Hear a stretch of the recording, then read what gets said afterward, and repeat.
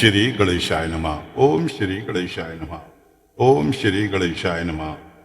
ओम श्री साईनाथाय नमः। ओम श्री साईनाथाय नमः। ओम श्री साईनाथाय नमः। ओम नमो भगवते वासुदेवाय नमः। ओम नमो भगवते वासुदेवाय नमः। ओम नमो भगवते वासुदेवाय नमः। देवियों, सज्जनों, साथियों, दोस्तों, भक्तों, सभी को नमस्कार। कथा प्रारंभ करते हैं। आज सुनाने जा रहे हैं ब्रह्मा जी की रची हुई अनेक प्रकार की सृष्टि का वर्णन। आज आपको स्कंद 3 का 20वां अध्याय सुनाने जा रहे हैं। अपने मन में श्री हरि की मूर्त तस्वीर बसाएं और कथा का श्रवण यानी सुने।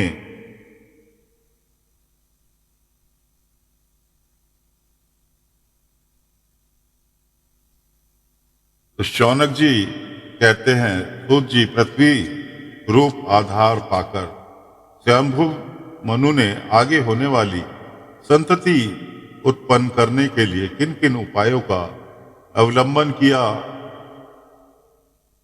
विदुर जी बड़े ही भागवत और भगवान श्री कृष्ण के अनन्य सहृदय थे, इसलिए उन्होंने अपने बड़े भाई धृतराष्ट्र को उनके पुत्र दुर्योधन सहित भगवान श्री कृष्ण का अनादर करने के कारण अपराधी समझकर त्याग दिया था। वे महर्षि द्रौपायन के पुत्र थे और महिमा में उनसे किसी प्रकार कम नहीं थे, तथा जब सब प्रकार भगवान श्री कृष्ण के आश्रित और कृष्ण भक्तों के अनुगामी थे। तीर्थ सेवन से उनका अंतकरण और भी शुद्ध हो गया था। उन्होंने कुशावर्त क्षेत्र हरिद्वार में बैठे हुए तत्वज्ञानियों में श्रेष्ठ मैत्रेय जी के पास जाकर और क्या पूछा। सूत जी, उन दोनों में वार्तालाप होने पर श्री हरि के चरणों से संबंध रखने वाली बड़ी पवित्र कथाएं हुई होंगी, जो उन्हीं चरणों से निकले हुए गंगा जल के समान संपूर्ण पापों का नाश करने वाली होंगी। सूत जी, आपका मंगल हो। आप हमें भगवान की वे पवित्र कथाएं सुनाइए। प्रभु के उदार चरित्र तो कीर्तन करने योग्य होते हैं। भला ऐसा कौन रसिक होगा जो श्री हरि के लीला अमृत पान करते करते तृप्त हो जाए।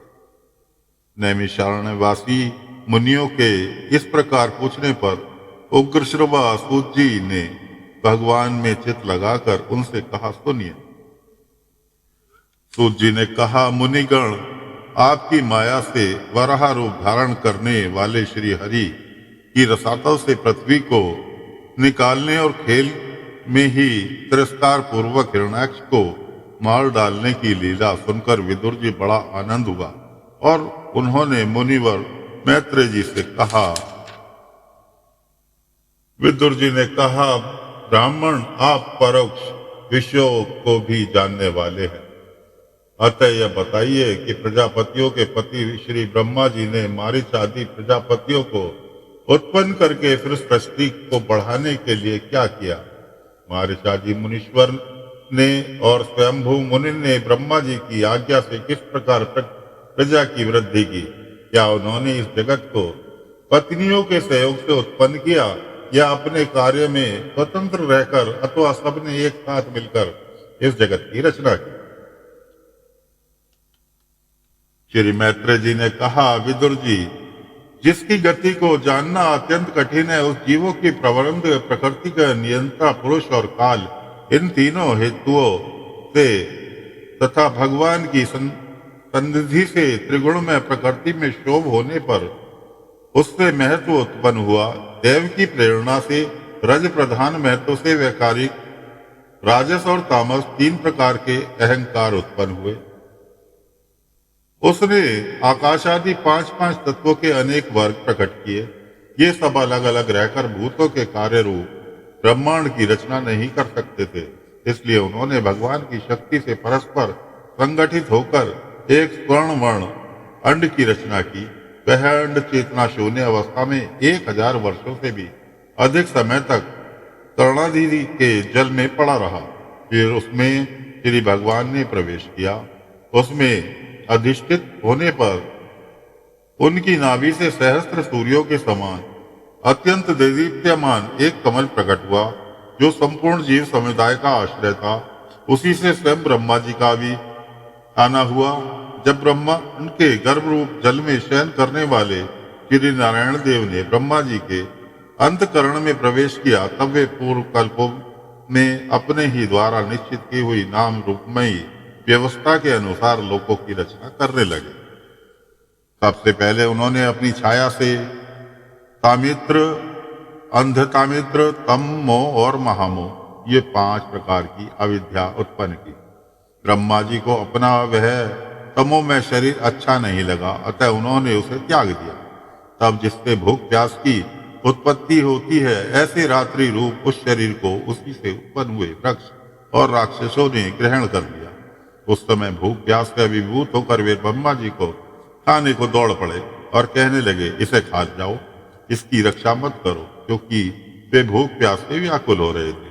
ब्रह्मा जी ने घबराकर उनसे कहा, अरे यक्ष राक्षसो, तुम मेरी संतान हो, इसलिए मुझे भक्षण मत करो, मेरी रक्षा करो।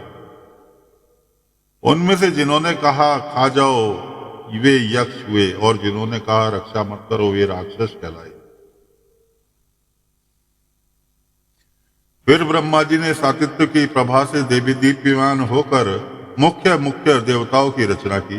उन्होंने क्रीड़ा करते हुए ब्रह्मा जी के त्यागने पर उनका वह दिन रूप प्रकाश में शरीर ग्रहण कर लिया।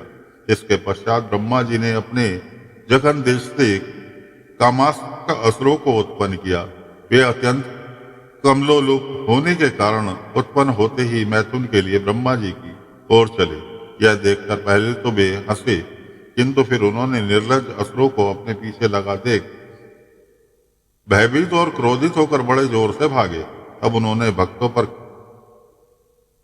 कृपा करने के लिए उनकी भावना के अनुसार दर्शन देने वाले शरणागत तत्वलो वरदायक श्री हरि के पास जाकर कहा, परमात्मन मेरी रक्षा कीजिए। मैंने तो आपकी ही आज्ञा से प्रजा उत्पन्न की थी, किंतु यह तो मेरे ही पाप प्रवृत्त होने के मुझको ही तंग करने चली है। नाथ, एकमात्र आप ही दुखी जीवों का दुख दूर करने वाले हैं, और जो आपकी शरण में नहीं आते उन्हें दुख देने वाले भी एकमात्र आप ही हैं। प्रभु तो पक्षवत सबके हृदय की जानने वाले हैं। उन्होंने ब्रह्मा जी की आतुरता देखकर कहा, तुम अपने कामक तुलिष्ट शरीर को त्याग दो। भगवान के यो कहते ही उन्होंने वह अपना शरीर छोड़ दिया। ब्रह्मा जी का छोड़ा हुआ वह शरीर एक सुंदरी स्त्री संध्या देवी के रूप में परिणित हो गया। उसके चरण कमलों के पायजेब झंकृत हो रहे थे, उनकी आंखें मतवाली हो रही थी और कमर करधनी की लड़ों से सुशोभित सजीली साड़ी की ढकी हुई थी। उसके उभरे स्तन इस प्रकार दूसरों को कटे हुए थे कि उनके बीच में कोई अंदर ही नहीं रह गया था। उनकी नासिका और दंतावली बड़ी सुगढ़ थी तथा वह मधुर मधुर मुस्कुराती हुई असुरों की ओर हाव भावपूर्ण दृष्टि से देख रही थी। वह नीली नीली अलका वाली से सुशोभित कुमारी मानो लज्जा के मारे अपने अंचल में ही सिमटी जा रही थी। विदुर जी इस सुंदरी को देखकर सबके सब असुर मोहित हो गए। अहो, यह इसका कैसा विचित्र रूप, कैसा अलग धैर्य और कैसी नई व्यवस्था है। देखो, हम काम पीड़ितों के बीच में यह कैसी बेपरवाह सी विचर रही है। इस प्रकार को बुद्धि दैत्यों ने स्त्री रूपणी संध्या के विषय में तरह तरह के तर्क वितर्क करने लगे। उनका बहुत ही आदर करते हुए प्रेम पूर्वक पूछा, सुंदरी तुम कौन हो और किसकी पुत्री हो? भामिनी, यहाँ तुम्हारे आने का क्या प्रयोजन है? तुम अपने अपूर्ण अनूप उस रूप का यह बेमोल सौदा दिखाकर हम अभागों को क्यों तरसा रही हो? अबले तुम कोई भी क्यों ना हो, हमें तुम्हारा दर्शन हुआ, यह बड़े सौभाग्य की बात है। तुम अपनी गेंद उछाल उछाल कर तो हम दर्शकों के मन को मथे डालती हो। सुंदरी, जब तुम उछलती हुई गेंद पर अपनी हथेली की थपकी मारती हो, तब तुम्हारा चरण कमल एक तरह नहीं ठहरता। तुम कटी प्रदेश स्थूल स्तनों के भार से थक सा जाता है और तुम्हारी निर्बल दृष्टि से भी थकावट झलकने लगती है। अहो, तुम्हारा केशपाश कैसा सुंदर है। इस प्रकार स्त्री रूप से प्रकट हुई उस सायंकालीन संध्या ने उन्हें अत्यंत कामाक्ष कर दिया और इस मूढ़ों ने उसे कोई रमणीय रतन समझकर ग्रहण कर लिया। तदंतर ब्रह्मा जी ने गंभीर भाव से हंसकर अपनी कांतिमयी मूर्ति से, जो उन्होंने सौंदर्य का मानो आप ही आस्वादन करती थी, गंधर्व और अप्सराओं को उत्पन्न किया। उन्होंने ज्योत्सना चंद्रिका रूप अपने उस कांति में प्रिय शरीर को त्याग दिया। उसी को विश्वासु आदि गंधर्वों ने प्रसन्नता पूर्वक ग्रहण किया। इसके पश्चात भगवान ब्रह्मा ने अपनी तंद्रा से भूत पिशाच उत्पन्न किए। उन्हें दिगंबर, वस्त्रहीन और बाल बिखरे देखकर उन्होंने आंखें मूंद ली। ब्रह्मा जी के त्यागे हुए उन जम्भाई रूप शरीर को भूत पिशाच ने ग्रहण किया। इसी को निंद्रा भी कहते हैं, जिससे जीवों की इंद्रियों में शिथिलता आती देखी जाती है। यदि कोई मनुष्य झूठे मुंह से सो जाता है तो उस पर भूत पिशाच आदि आक्रमण करते हैं। उसी को उन्माद कहते हैं। फिर भगवान ब्रह्मा ने भावना की कि मैं तेजोमय हूं और अपने अदृश्य रूप से संध्यागण और पितृगण को उत्पन्न किया। पितरों ने अपनी उत्पत्ति के स्थान उस अदृश्य शरीर को ग्रहण किया। इसी को लक्ष्य में रखकर पंडित जन श्राद्ध आदि द्वारा पितर और साधारण संध्यागणों को क्रमशः काव्य पिंड और हव्य अर्पण करते हैं।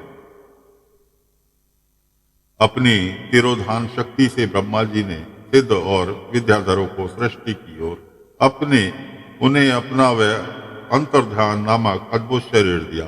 एक बार ब्रह्मा जी ने अपना प्रतिबिंब देखा, तब अपने को बहुत सुंदर मानकर उन्होंने प्रतिदिन बिंब से किन्नर और किम पुरुष उत्पन्न किए। उन्होंने ब्रह्मा जी के त्याग देने पर उनका वह प्रतिबिंब शरीर ग्रहण किया। इसलिए वे सब उस काल में अपनी पत्नियों के साथ मिलकर ब्रह्मा जी के गुण कामादि गान किया करते थे। एक बार ब्रह्मा जी ने दृष्टि की वृद्धि न होने के कारण बहुत चिंतित होकर हाथ पैर आदि अवयवों को फैलाकर लेट गए और फिर क्रोधवश उस भोग में शरीर को त्याग दिया। उससे जो बाल झड़कर गिरे वे आही हुए और उनके हाथ पैर सिकोड़कर चलने के क्रूर स्वभाव सर्प और नाग हुए, जिनका शरीर फर्ण स्वरूप से कंधे के पास बहुत फैला हुआ होता है। एक बार ब्रह्मा जी ने अपने कृत्य से अनुभव किया कि उस समय अंत में उन्होंने अपने मन से मनुओं की सृष्टि की। ये सब प्रजा की वृद्धि करने वाले हैं। मनस्वी ब्रह्मा जी ने उनके लिए अपना पुरुषकार शरीर त्याग दिया। मनुओं को देखकर उनसे पहले उत्पन्न हुए देवता गंधर्वादी ब्रह्मा जी की स्तुति करने लगे। वे बोले, विश्वकर्ता ब्रह्मा जी, आपकी यह मनुओं की सृष्टि बड़ी ही सुंदर है। इसमें अग्निहोत्र आदि सभी कर्म प्रतिष्ठित है। इसकी सहायता से हम भी अपना अन्न हर विभाग ग्रहण कर सकेंगे। फिर आदि ऋषि ब्रह्मा जी ने इंद्र स्वयं पूर्वक तप, विद्या, योग और समाधि से संपन्न हो अपनी प्रिय संतान ऋषिगण की रचना की और उनमें से प्रत्येक को अपनी समाधि, योग, ऐश्वर्य, तप, विद्या और वैराग्य में शरीर का अंश दिया। तो साथियों, ब्रह्मा जी सृष्टि रचने में कैसे परेशान थे यह आपने सुना। कभी कोई सा रूप बनाते, उससे परेशान हो जाते, उसे छोड़ देते, उसके अंदर कोई दूसरे घुस जाते। तो इस तरह ब्रह्मा जी सृष्टि की रचना कर रहे हैं और आज का अध्याय यहाँ पर समाप्त हो रहा है। कल फिर नया अध्याय लेकर हाजिर होंगे। तब तक के लिए आज्ञा दीजिए। ओम नमो नारायण, ओम नमो नारायण, ओम नमो भगवते वासुदेवाय नमः, ओम नमो भगवते वासुदेवाय नमः, ओम नमो भगवते वासुदेवाय नमः। ओम श्री साईनाथाय नमः, ओम श्री साईनाथाय नमः, ओम श्री साईनाथाय नमः। ओम श्री साई नाथ।